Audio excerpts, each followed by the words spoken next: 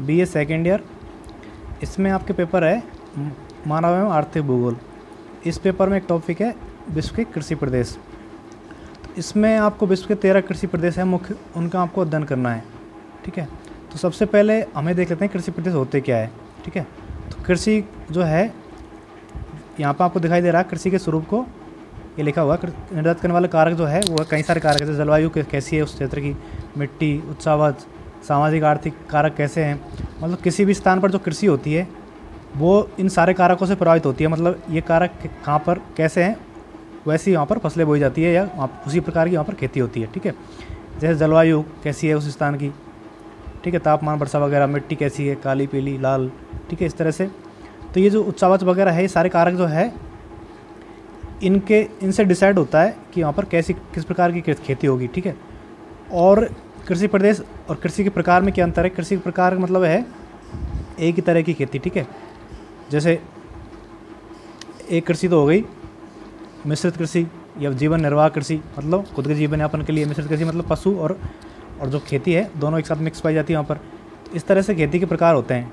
कहीं पर वाणिज्यिक खेती होती है, लेकिन कृषि प्रदेश थोड़ा सा अलग है। कृषि प्रदेश का मतलब है एक ऐसा क्षेत्र, ठीक है, ऐसा एक बड़ा विस्तृत क्षेत्र जिसमें एक ही प्रकार की खेती होती है और एक प्रकार की फसलें बोई जाती है, या फिर जो उनकी तकनीक होती है खेती करने की उसमें काफ़ी हद तक समानता होती है। ठीक है, उससे बोलते हैं कृषि प्रदेश।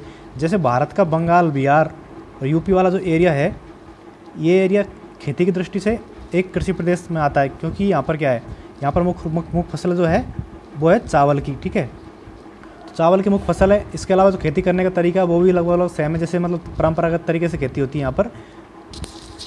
मतलब जो ये खेती करने के साधन है, नए नए पूंजी का साधन जैसे ट्रैक्टर वगैरह है, इन चीज़ों का यूज़ यहाँ पर कम होता है। ठीक है, मज़दूरों का यूज़ ज़्यादा होता है। तो वहाँ का जो तरीका है खेती का वो पूरे एरिया में एक जैसा है, तो वो एक कृषि प्रदेश हो गया। इसी तरह वर्ल्ड को 13 कृषि प्रदेशों में विभाजित किया गया है। ठीक है, तो वो हम पढ़ेंगे। और ये काम किया था डी व्हिटलसी ने। ठीक है, ये डी व्हिटलसी जो है ये एक भूगोलवेत्ता थे। ठीक है, इन्होंने विश्व के प्रदेशों को 13 कृषि प्रकारों में बांटा है। ठीक है, जो यहाँ पर आपको दिखाई दे रहे हैं, तो ये मुख्य रूप से 13 भागों में बांटा, लेकिन कई जो और दूसरे विशेषज्ञ थे ज्योग्राफी के, उन्होंने भी विश्व को कृषि प्रदेशों में बांटा, लेकिन वो ज़्यादा इंपॉर्टेंट नहीं है। हम इसी का अध्ययन करते हैं और अधिकांश विद्वान जो है इसी को मानते हैं। ठीक है, तो ये हम पढ़ेंगे यहाँ पर कि विश्व में कौन कौन से कृषि प्रदेश है, उनकी क्या क्या विशेषता है। ठीक है, और वो कौन कौन से एरिया में पाए जाते हैं। तो इसमें सबसे पहला है चलवासी पशुचारण। ठीक है, आपको दिखाई दे रहा है यहाँ पर पहले नंबर पर चलवासी पशुचारण। ठीक है, तो इसको देख लेते हैं। सबसे पहले चलवासी पशुचारण जो है, नाम से आपको कुछ आइडिया लगा होगा इस कारण। जैसे चलवासी पशुचारण मतलब ऐसे चालक होते हैं ये, या ऐसी कृषि का एक ऐसा प्रकार है जिसमें जो पशुचारक होते हैं वो एक जगह से दूसरी जगह पर जाते रहते हैं। ठीक है, जैसे आप लोगों ने बंजारे वगैरह देखे होंगे, या जो पश्चिमी राजस्थान के मारवाड़ी होते हैं वो क्या करते हैं, जब उनके वहाँ पर फसल नहीं होती उस टाइम जो पूर्वी राजस्थान के ज़िले हैं उन ज़िलों में अपने पशुओं को लेके आ जाते हैं। ठीक है, तो ये एक तरह का चलवासी पशुचारण का एग्जाम्पल है। इसी तरह जो ध्रुवीय क्षेत्र है उन क्षेत्रों में भी क्या करते हैं, जब ज़्यादा सर्दियाँ पड़ती है तो लोग पहाड़ी भागों के नीचे हिस्सों में आ जाते हैं जहाँ पर थोड़ा तापमान ज़्यादा होता है, और जब सर्दी कम हो जाती है तो ऊपर चले जाते हैं, क्योंकि वहाँ पर घास उग जाती है। ठीक है, पहाड़ों के ऊपर घास उग जाती है, इस कारण से अपने पशुओं को लेकर 2-3 महीने के लिए वहाँ चले जाते हैं। तो ये इस तरह से जो पशुपालन होता है वो आता है चलवासी पशुचारण के अंतर्गत।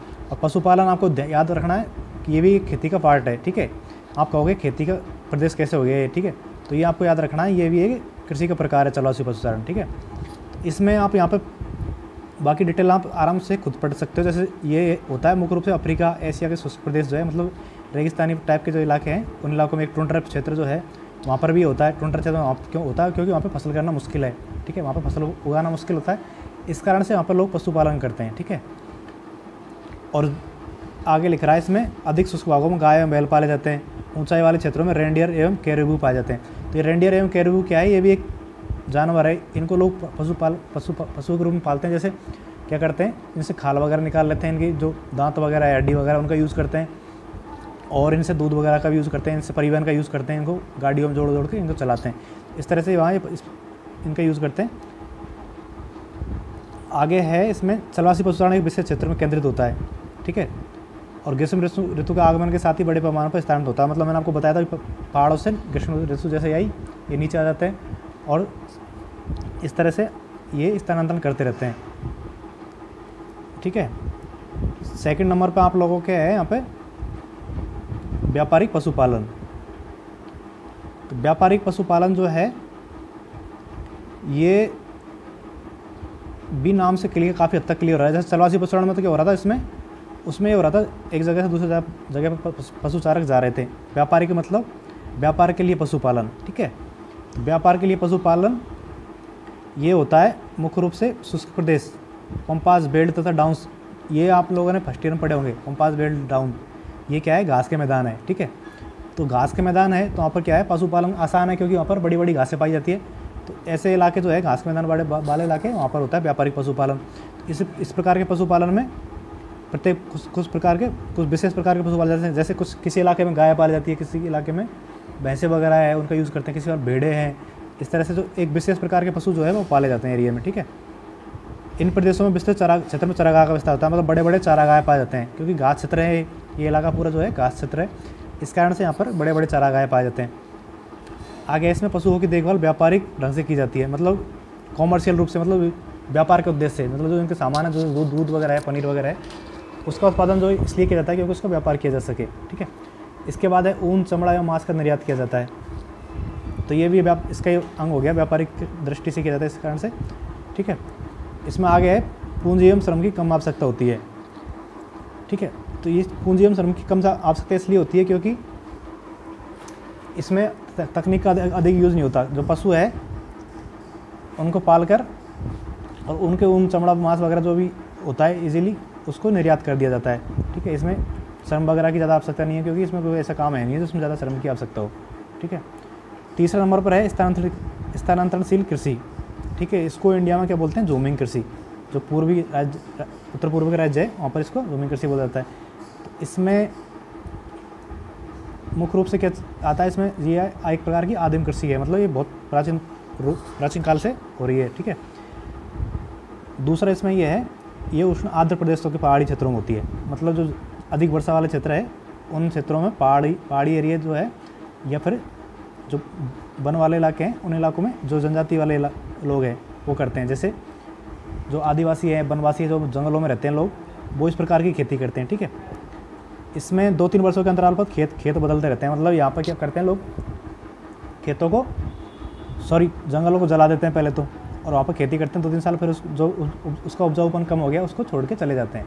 ठीक है, इस तरह से यहाँ पर खेती करते हैं। तो इसको इंडिया में ज़ूमिंग कृषि के नाम से जाना जाता है। और दूसरा राज्य है, उन राज्यों में इसके नाम कुछ स्थानीय नाम भी है। जैसे राजस्थान में जो भील है या भील आदिवासी है वो भी ज़ूमिंग कृषि करते हैं, तो उसको क्या बोलते हैं राजस्थान में, बालरा। ठीक है, इसमें मुख्य रूप से मक्का, ज्वार, बाजरा, धान तथा ऐसी जो फसलें हैं, ठीक है, जो पुरानी किस्म की फसलें हैं वो इस प्रकार की फसलें इसमें बोई जाती है। और इसकी विशेषता क्या है, इसमें पूंजी एवं श्रम का यूज़ बहुत कम होता है। ठीक है, और उत्पादकता भी कम होती है। उत्पादकता कम इसलिए होती है क्योंकि इसमें खाद वगैरह यूज़ नहीं करते ये, और जैसे पेड़ बो दिए उसके बाद उसको सीधे काटने के टाइम देखते हैं। ठीक है, उसकी देखभाल नहीं करते, इस कारण से यहाँ पर उत्पादकता कम होती है। इसके बाद है आपके चौथे नंबर पर प्रारंभिक स्थायी कृषि। ठीक है, प्रारंभिक स्थायी कृषि चौथे नंबर पर है। तो ये स्थायी कृषि जो है, इसमें और स्थानांतरित कृषि दोनों में थोड़ा सा फ़र्क है। दोनों में क्या फ़र्क है, स्थानांतरित कृषि जो है ये भी आदिम रूप में थी और ये भी आदिम रूप में ही है, लेकिन इसमें क्या है, दोनों में फ़र्क ये सिर्फ ये है, ये स्थानांतरित थी, मतलब एक स्थान पर खेती कर ली फिर उसको छोड़ दिया, दूसरे स्थान पर खेती कर ली। और ये इसमें एक वर्ड जुड़ गया, स्थायी कृषि।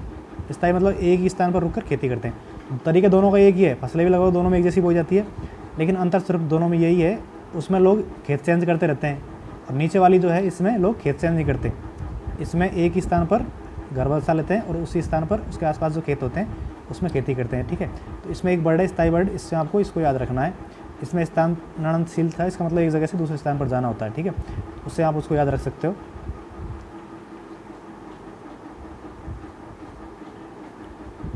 इसके बाद 5वें नंबर पर है आपके चावल प्रधान गहन निर्वाह कृषि। ठीक है, चावल प्रधान गहन निर्वाह कृषि और चावल विहीन गहन निर्वाह कृषि, दो कृषि के प्रकार और आ रहे हैं, दोनों लगभग मिलते जुलते हैं। दोनों में आपको अंतर बता देता हूँ। जैसे चावल प्रधान गहन निर्वाह कृषि है और चावल विहीन, मतलब एक में तो क्या है, इसमें ऊपर वाली में तो चावल की प्रधानता है, मतलब चावल की खेती ज़्यादा होती है। दूसरी चावल विहीन, मतलब इसमें चावल की खेती लगभग न के बराबर होती है, ठीक है। मुख्य अंतर तो दोनों में ये हो गया। इसके बाद इसमें क्या है, ये होती है चावल प्रधान कृषि जो है ये होती है मानसूनी एशिया के अधिक जनसंख्या वाले क्षेत्रों में, ठीक है। मतलब क्या है, जैसे बांग्लादेश है, चीन है, इनमें आपको पता है जनसंख्या बहुत अधिक है, चीन में और बांग्लादेश में। यहाँ पर और दूसरा यहाँ पर बारिश भी अधिक होती है, आर्द्र जलवायु वाले क्षेत्र है, ठीक है। और जनसंख्या यहाँ पर अधिक है, तो जनसंख्या अधिक है तो चावल में आप लोगों को पता ही है बहुत ज़्यादा मजदूरों की जरूरत होती है, ठीक है। उसमें थोड़ा मेहनत ज़्यादा करनी होती है, इस कारण से जनसंख्या ज़्यादा है, तो इस कारण से यहाँ पे इजीली चावल कर सकते हैं। दूसरा यहाँ पर बारिश ज़्यादा होती है, चावल में आपको पता ज़्यादा पानी चाहिए, ठीक है। इस कारण से चावल की खेती यहाँ पर आसानी से कर सकते हैं, ठीक है। तो यहाँ पे आपको इसमें लिख भी रहा है अधिक श्रम एवं कम पूंजी का उपयोग होता है इस एरिया में, ठीक है। इसमें अधिक श्रम तो क्योंकि यहाँ पे जनसंख्या अधिक है, कम पूंजी मतलब यहाँ पे लोग गरीब है अधिकांश, ठीक है। इस कारण से इसमें कम पूंजी का यूज़ होता है। दूसरा इसमें फसल भी ऐसी होती है जिसमें पूंजी की आवश्यकता कम होती है, ठीक है। तो इस जीवन निर्वाह कृषि में कृषि कार्य हेतु पशुओं का उपयोग होता है। जीवन निर्वाह कृषि इसलिए बोलते हैं इसको क्योंकि ये खुद के घरेलू यूज़ के लिए फसलें बोते हैं, ठीक है, खुद के जीवन यापन के लिए खेती करते हैं, ठीक है। इसमें प्रति एकड़ उत्पादन कम होता है। प्रति एकड़ उत्पादन का मतलब है जनसंख्या की तुलना में कितना उत्पादन हो रहा है, मतलब लोग तो यहाँ पर अधिक है, उत्पादन यहाँ पर कम हो रहा है, इस कारण से प्रति एकड़ उत्पादन कम हो जाएगा। अगर लोग यहाँ पे कम होते, उत्पादन ज़्यादा होता तो प्रति एकड़ उत्पादन अधिक होता। लेकिन यहाँ पर जनसंख्या ज़्यादा है, मैंने आपको बताया था अभी बांग्लादेश में, चीन में, और इंडिया का जो बंगाल वाला पार्ट है, बंगाल बिहार वाला, यहाँ पर जनसंख्या ज़्यादा है, इस कारण से यहाँ पर प्रति एकड़ उत्पादन कम होता है, ठीक है। खेत छोटे होते हैं क्योंकि जनसंख्या के हिसाब से परिवार में खेत बढ़ते रहते हैं। 2 भाई थे, उनके 4 हुए, 4 के 6 हुए, इस तरह से खेत जो है वो बढ़ते रहते हैं, छोटे होते जाते हैं, ठीक है। तो ये तो वही चावल प्रधान गहन निर्वाह कृषि। इसके बाद चावल विहीन गहन निर्वाह कृषि है। तो इसमें अंतर तो मैंने आपको बता दिया, दोनों में क्या अंतर है। यह कृषि मानसूनी एशिया के उन क्षेत्रों में होती है जहाँ जलवायु उपाद्र होती है, ठीक है। दूसरा अंतर इसमें ये है, ये तो होती है आर्द्र में पहले वाली, तो दूसरी वाली जो है ये होती है उपाद्र में।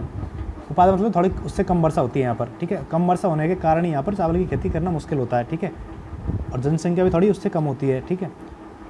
और गेहूँ के अलावा इसमें दूसरी फसलें भी होती है, कपास, चना, जौ आदि, ठीक है। गेहूँ, कपास, चना, जौ आदि ये फसलें यहाँ पर होती है, ठीक है। जैसे भारत का पंजाब, हरियाणा, ठीक है, यूपी, ये जो स्टेट है यहाँ पर क्या होता है, चावल विहीन गहन निर्वाह कृषि होती है। गहन निर्वाह तो यही क्योंकि गहन खेती होती है, साल में 2 या 3 फसलें बोते हैं।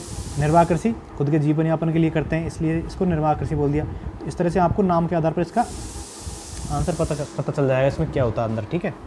इस तरह से आपको याद रखना नहीं, इन चीज़ों को समझना है, ठीक है। जैसे चावल विहीन गहन निर्वाह कृषि मतलब चावल जिसमें चावल की फसलें कम हो जाती है, और गहन मतलब साल में 2 से 3 फसलें बोते हैं, और निर्वाह मतलब खुद के जीवन यापन के लिए जो खेती होती है। तो ये जो कृषि प्रदेश है ये पाया जाता है, आपको मैंने बताया था आप, जैसे भारत के पंजाब हरियाणा राज्य हो गए, MP हो गया, यूपी हो गया। वर्ल्ड में भी ऐसे कई क्षेत्र है जहाँ पर थोड़ी बारिश कम होती है, ठीक है। तो उन इलाकों में ये खेती होती है। इस तरह से ये क्लियर हो गया।